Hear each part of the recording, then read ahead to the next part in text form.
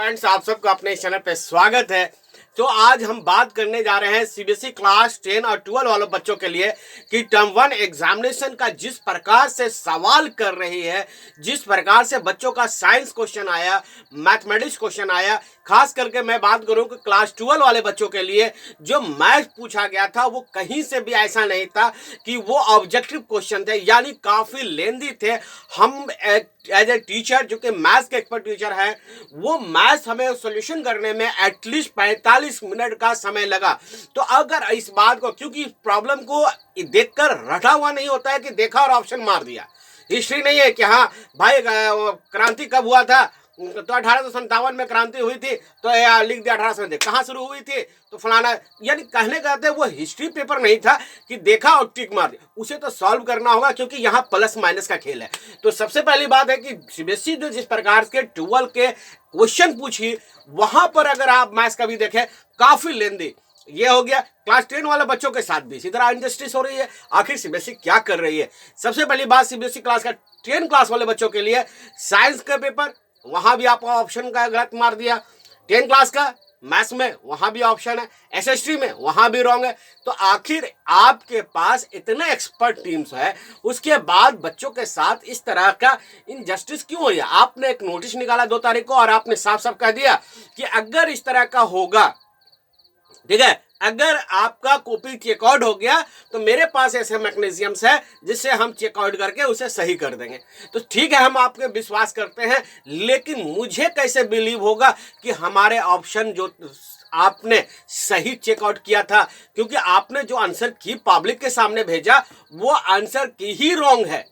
तो इस तरह से इनको एक तरह से नोटिफिकेशन करना चाहिए कि हाँ, अगर ये बच्चों को जो ऑप्शन रॉन्ग है या गलत प्रिंट आउट हो गया है या किसी तरह का टेक्निकल प्रॉब्लम है, तो उसके लिए हम बच्चों को बोनस मार्क्स देंगे। इस बात का एक शॉर्ट नोटिस निकाल के सीबीएसई इस विषय को क्लियर कर दे, जिससे बच्चों को मैं इत्मीनान हो जाए।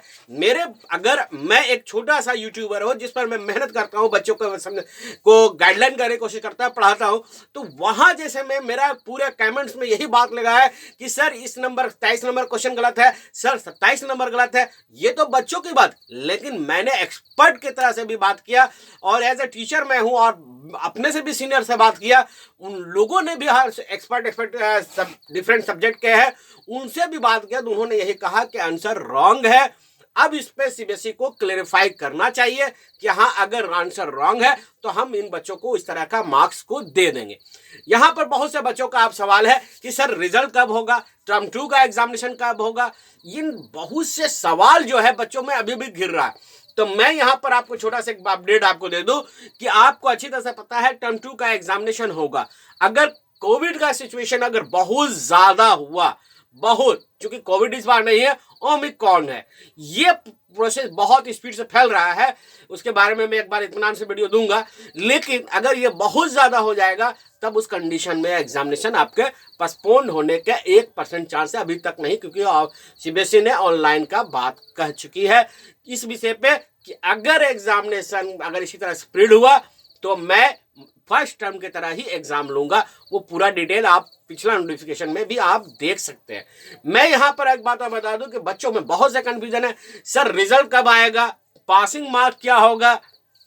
इन सभी बातों का मैं यहां पर जवाब देना चाहूंगा कि आप सभी का जो रिजल्ट जो है वो जनवरी के 2nd वीक में आएगा, जिस हिसाब से सीबीएसई के आपके एग्जामिनर कंट्रोलर का ही कहना है कि जनवरी तक हम अंक पर दे देंगे बच्चों को।